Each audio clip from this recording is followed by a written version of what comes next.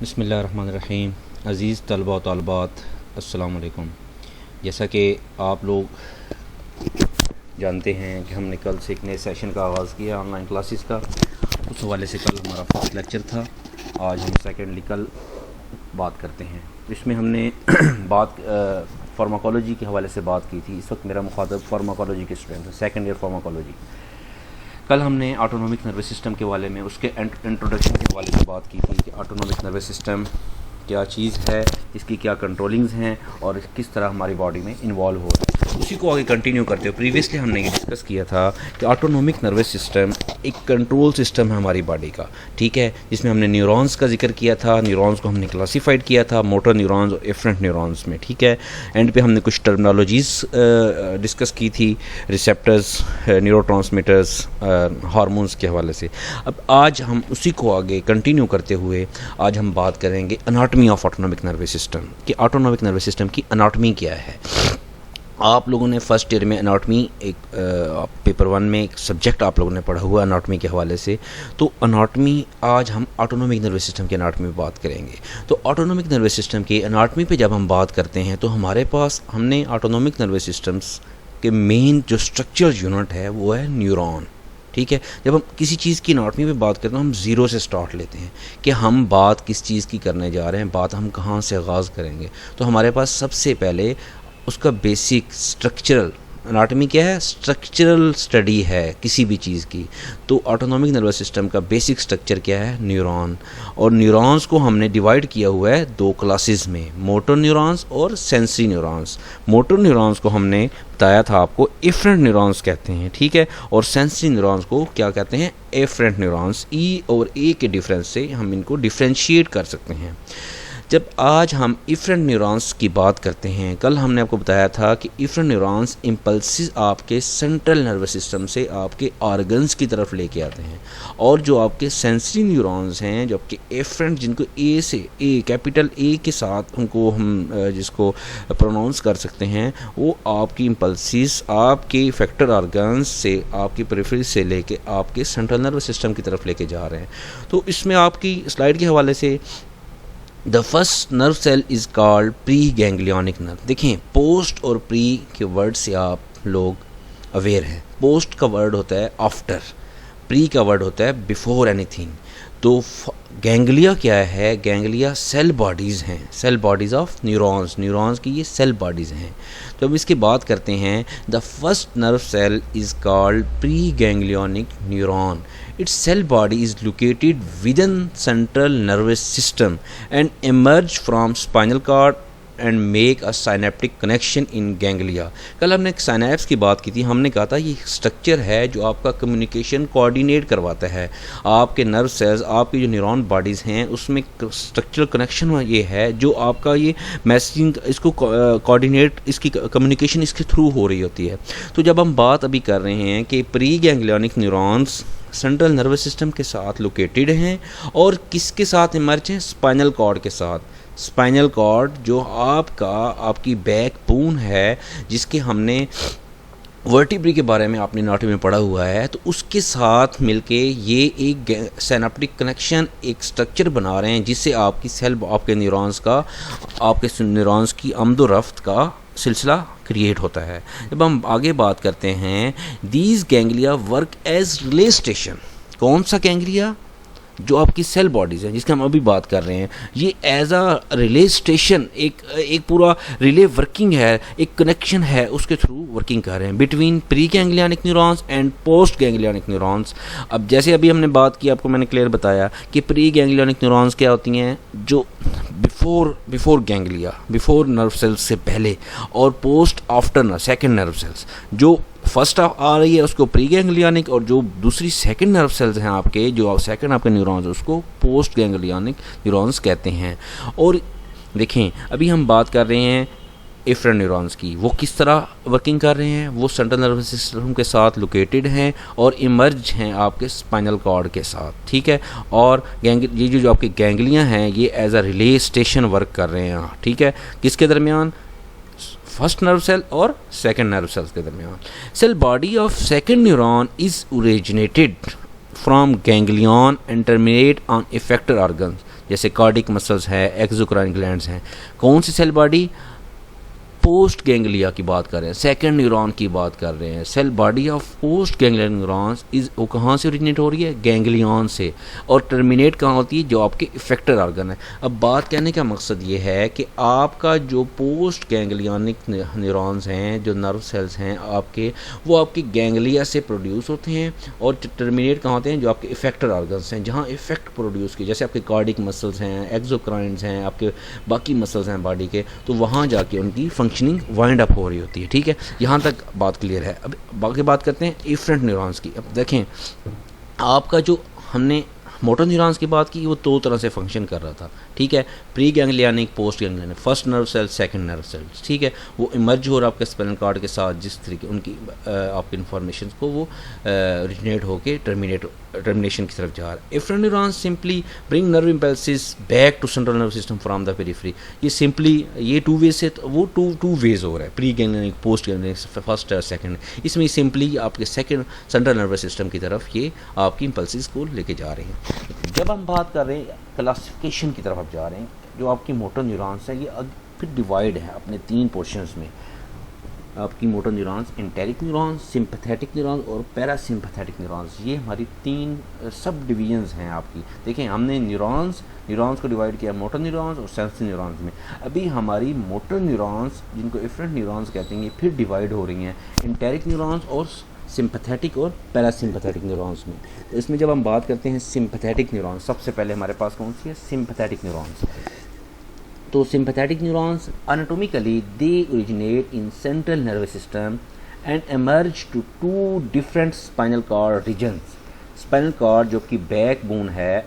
अब देखें, sympathetic neuron आपकी एक न्यूरॉन है जो किससे ओरिजिनेट हो रही है? सेंट्रल नर्वस सिस्टम से। और किसके साथ इमर्ज हो रही है, किसके साथ बाइंड हो रही है?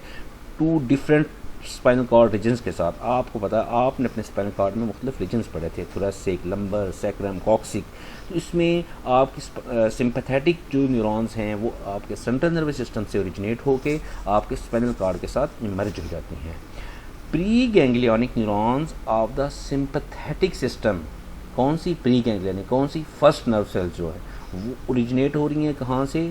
Nerve of sympathetic come from thoracic and lumbar regions. आपकी जिसमें आपकी स्पाइनल कॉर्ड में 2 रीजन्स हैं, एक थोरैसिक और एक लंबर रीजन। तो आपकी जो प्री गैंग्लियनिक न्यूरॉन्स हैं सिंपैथेटिक सिस्टम की, वो उनसे ओरिजिनेट हो रही हैं, उनसे उनकी कम्बिनेशन बन रहा है। These are short in comparison of post ganglion neurons. कौन सी? प्री गैंग्लियनिक जो फर्स्ट नर्व सेल्स हैं वो शॉर्ट हैं, वो छोटे हैं अगर उनको कंपैरिजन किया जाए सेकंड नर्व सेल्स के साथ।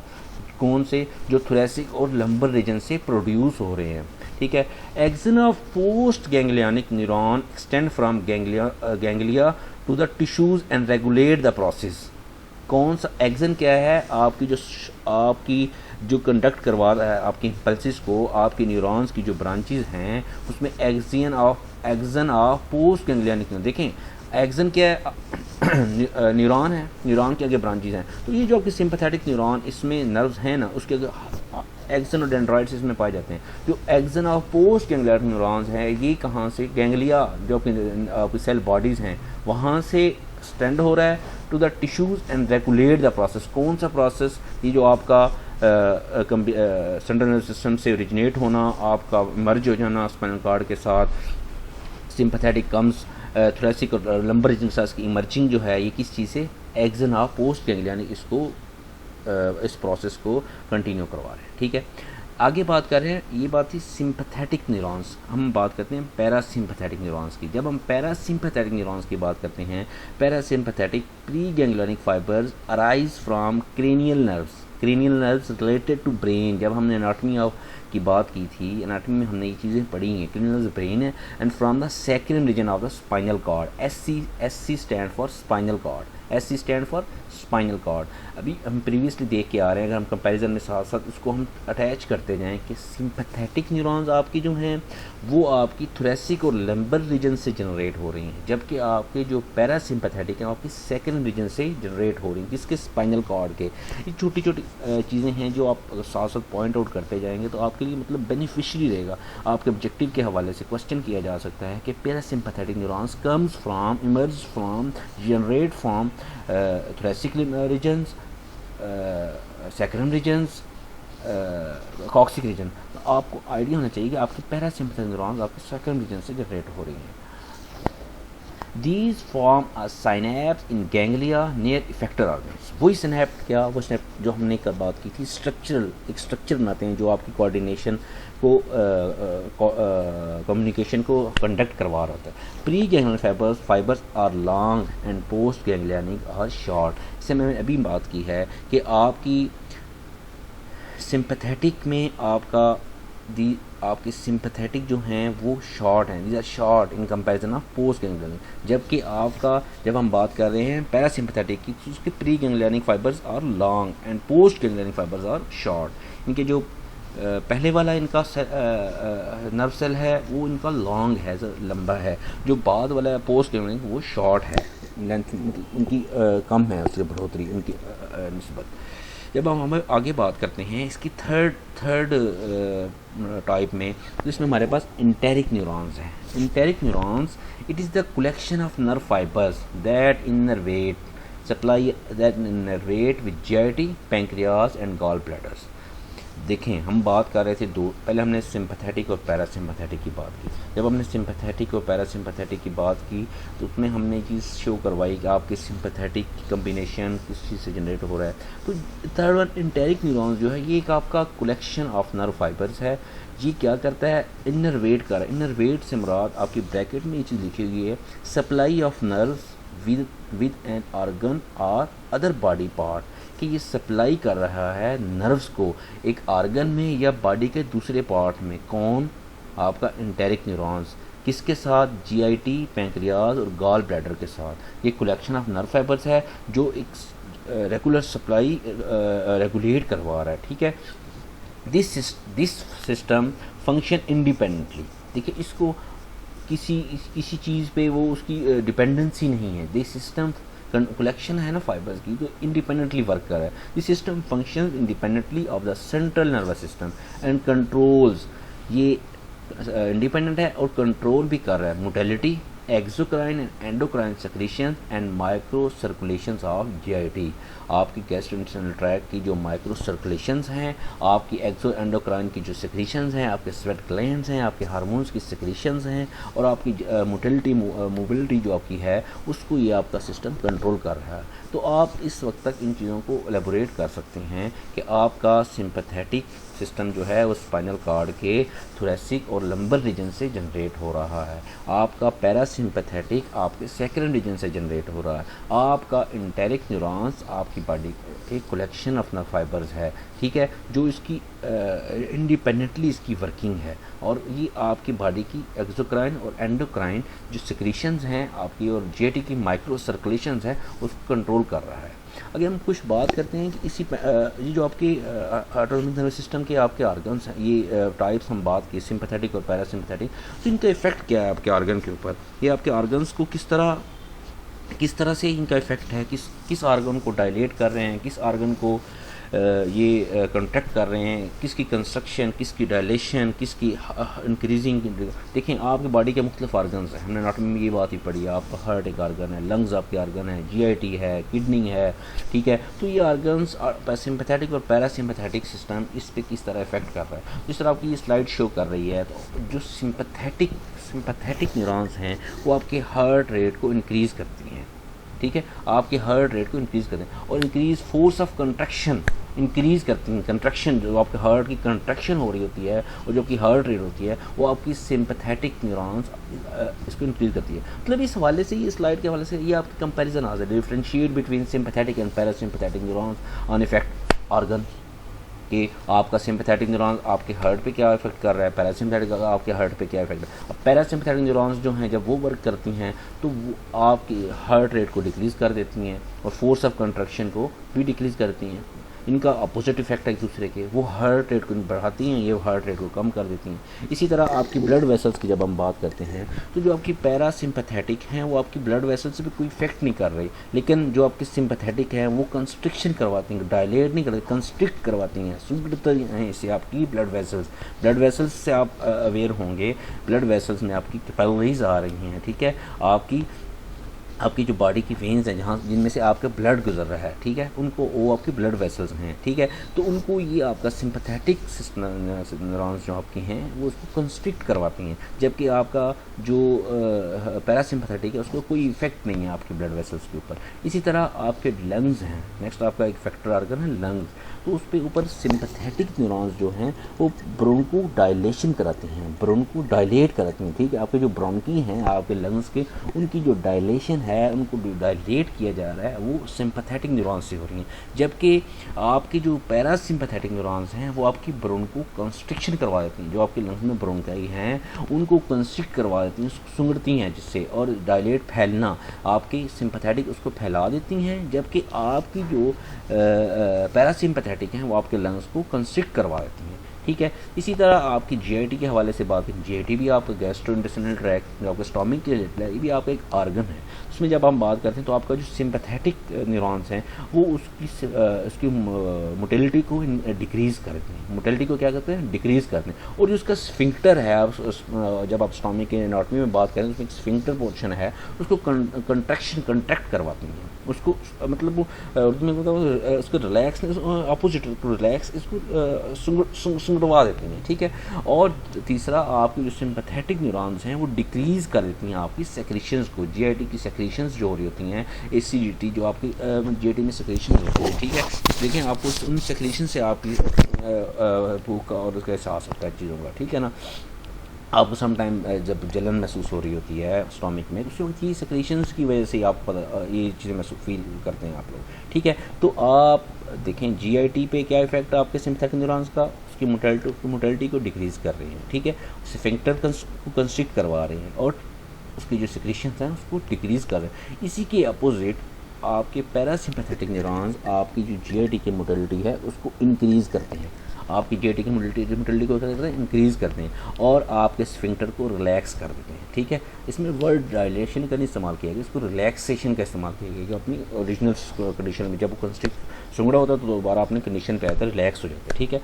और आपके जो पैरासिम्पैथेटिक न्यूरॉन्स हैं ये आपकी इंक्रीज़ कर देती हैं सेक्रेशंस को, क्या करती हैं, ये आपकी सेक्रेशंस इससे इंक्रीज़ हो जाती हैं आपके पैरासिम्पैथेटिक न्यूरॉन्स की वर्किंग से, ठीक है। तो ये एक चार्ट के हवाले से आपको ये डिस्कस कर दिया गया, ठीक है। नेक्स्ट इसी तरह की हमने एक और आपके साथ एलेबोरेशन है कि आप इसको डायग्रामेटिकली इसको चेक कर सकते हैं कि किस तरह, अभी हमने बात की थी कि आपका अगर हम इसमें देखें कि सिंपैथेटिक न्यूरॉन्स, उसकी डिवीजन्स और पैरासिम्पैथेटिक न्यूरॉन्स किस तरह उनकी आपके अभी हमने स्टार्ट में जब बात की थी सिंपैथेटिक के हवाले से कि वो आपके क्रेनियल और आपके थोरेसिक और लंबर रीजन्स के साथ अटैच हैं, तो आपको ये बिल्कुल डायग्राम आपको बता रही है कि क्रेनियल नर्व्स और थोरेसिक और लंबर रीजन के साथ की अटैचमेंट किस तरह शो हो रही है नर्व सेल्स की। और जब आप लेफ़्ट और राइट को आप देख रहे हैं, ऊपर पैरासिम्पैथेटिक डिवीजन है, तो उसमें हमने बात की थी कि आपके सैक्रम रीजन की तरफ इसकी कम्बिनेशन बन रहा है, इसको आप बिल्कुल ये पिक्चर इसको आपको एलेबोरेट कर रही है कि इसको हमने किस तरह इसको डिवाइड किया है। देखें अगर हम बात करते हैं अपने लेफ़्ट साइड पे पैरासिम्पैथेटिक डिवीजन है, उसमें आई आपके साथ आई आपकी देखी जा सकती है, तो इसमें आई की क्या हो रही है, कंस्ट्रिक्शन हो रही है, कंस्ट्रिक्ट हो रहे हैं, जबकि इसी कंट्रास्ट में जब आप बात करते हैं आपके राइट साइड पे उसमें सिंपैथेटिक डिवीजन है, उसमें डायलेट्स हो रहे हैं, पीपल आपका डायलेट हो रहा है, उसमें कंस्ट्रिक्ट हो रहा है, इसमें डायलेट हो रहा है। अच्छा अगर हम सेल्वेशन की बात करते हैं तो इसमें इंक्रीज़ हो रही है, पैरासिम्पैथेटिक डिवीजन में आपकी सेल्वेशन इंक्रीज़ हो रही हैं, जबकि स्लाइवा जो आपका डिक्रीज़ कर रहा है सिंपैथेटिक रीजन में, ठीक है। इसी तरह हम जब बात करते हैं तो पैरासिम्पैथेटिक रीजन में आपकी डिक्रीज़ रेस्पिरेशन रेट, आपका जो लंग्स का रेट है, आपकी जो ब्रीथिंग का फिनोमेना है, आपके पैरासिम्पैथेटिक रीजन में डिक्रीज़ हो रहा है, जबकि आपके सिंपैथेटिक रीजन में आपका ये इंक्रीज़ कर रहा है, आपका रेस्पिरेशन का जो रेट है, देखिए आपकी लंग्स की पिक्चर इसी को शो कर रही है, ठीक है।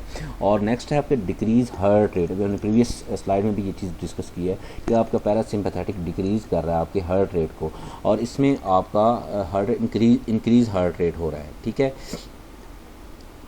आपका सिंपैथेटिक में आपका हार्ट रेट इंक्रीज़ हो रहा है। इस तरह जब हमने प्रीवियस बात की है डायलेट कर रही हैं ब्लड वेसल्स और इसमें आपकी ब्लड वेसल्स कॉन्स्ट्रिक्ट कर रही हैं, ठीक है। इस तरह हमने स्टोमिक की बात की है तो स्टिमुलेट करते हैं डाइजेस्टिव प्रोसेस को और इसमें इनहिबिट करते हैं डाइजेस्टिव प्रोसेस को। आपका पैरासिम्पैथेटिक जो है वो स्टिमुलेट कर रहा है, जबकि आपका जो सिंपैथेटिक है वो इनहिबिट कर रहा है किसको, आपके डाइजेशन प्रोसेस को, ठीक है। नेक्स्ट आगे है स्टिमुलेट, इसमें कंट्रैक्शन आ रहा है ब्लैडर मसल्स, जो आपके ब्लैडर के मसल्स हैं वो आपकी पैरासिम्पैथेटिक रीजन से आप उनमें कंट्रैक्शन आ रहा है, जबकि वो रिलैक्स हो रहे हैं आपके सिंपैथेटिक डिवीजन में, ठीक है। और लास्ट वन है स्टिमुलेट द डिफेक्शन, ठीक है। जो डेफिकेशन है आपकी इसमें तो वो उसमें स्टिमुलेट हो रही है पैरासिम्पैथेटिक में, और जिसमें जबकि ये इनहिबिट हो रही है आपकी सिंपैथेटिक डिवीजन में। ये डायग्रामेटिकली आपको इस चीज़ का आपके कंसेप्ट क्लियर करने के लिए थोड़ा सा आपको दिखाया गया कि इसमें पैरासिम्पैथेटिक और सिंपैथेटिक डिवीजंस आपके किस तरह ये इफ़ेक्ट कर रही हैं आपके ऑर्गन्स को, आपके ऑर्गन किस तरह इन्वॉल्व हो रहे हैं। तो एक आपका पूरा इसमें कंसेप्ट क्लियर हो रहा है कि आपके सिंपैथेटिक क्रेनियल के साथ क्रेनियल के नर्व के साथ किस तरह अटैच हैं और किस तरह उनकी आपकी थोरेसिक और लंबर रीजन के साथ उसकी अटैचमेंट हो रही है, किस तरह आपकी पैरासिम्पैथेटिक डिवीजन आपके सेकंड रीजन के साथ इनकी इसको कंबाइन कर रही हैं और किस तरह इनका इफेक्ट पैदा हो रहा है, ठीक है। क्योंकि आपका एंटेरिक जो थर्ड आपका पार्ट है, एंटेरिक सिस्टम जो आपका है वो बेसिकली आपका कंट्रोल फंक्शन है, उसका आपका वो सप्लाई कर रहा है आपके जीआईटी के साथ। तो मेनली आपके जो इफेक्टर ऑर्गन्स पे जिनका इफेक्ट है वो आपके इन सिस्टम्स के हवाले से है कि आपके ये सिस्टम्स किस तरह इनको इफेक्ट कर रहे हैं। तो इसको मतलब हम इसमें कम्बिनेशन में हम अपने सिस्टम्स पे बात कर रहे हैं, ठीक है। तो ये आपकी इसमें जो उनकी कंपैरिजन में आप किसी भी तरह का आपसे क्वेश्चन पूछा जा सकता है कि आपका कौन सा सिस्टम जनरेट कर रहा है, मतलब कोई क्वेश्चन पूछा जा सकता है, ऑब्जेक्टिव के हवाले से बात आ सकती है कि parasympathetic division effect organ like constriction, dilation, both, none of these. तो आपको पता होना चाहिए कि आपका जो पैरासिम्पैथेटिक डिवीजन है वो आपकी पीपल्स पे उसका क्या इफेक्ट है, इफेक्टर ऑर्गन्स के हवाले से, इसके हवाले से आप वेल अवेयर होंगे। तो यहाँ तक हमारा इंट्रोडक्शन का जो था एनाटॉमी और उसका जो इंट्रोडक्शन था उसकी बात है। कल से हम इंशाल्लाह हम इसकी क्लासेस के हवाले से बात करेंगे, इसके ग्रुप्स के हवाले से बात करेंगे, इसके कोलिनर्जिक ड्रग्स और पैरासिम्पैथेटिक डिवीजन में इसको इस तरह हम क्योंकि कल हमारा मेन जो prototypes drug of autonomic nervous system है उस पर हमारी डिस्कशन होगी। तो आप कोशिश करें कि इसको ये जो चीज़ें आपके साथ एलेबोरेट की जा रही हैं इनको आप साथ साथ अपने कंसेप्ट ले रखें, लेक्चर को सुनते हुए आप पॉइंट आउट करें, चीज़ों को अपने पास लिखें। टेलीफोनिंग के लिए आप पर्सनली कॉल करके किसी ग्रुप किसी प्लेटफॉर्म से आप डिस्कस कर सकते हैं जो भी आपकी कन्फ्यूजन हो। पर तो इसमें आप लोगों ने तवज्जो से इस लेक्चर को सुना, ठीक है। अगर फिर भी आप लोगों को कन्फ्यूजन होती है तो इसमें कोई प्रॉब्लम वाली बात नहीं है, ठीक है। हम टेस्ट के हवाले से ये चीज़ें आपको इंशाल्लाह क्लियर रहेंगी, ठीक है। गुड लक बच्चे।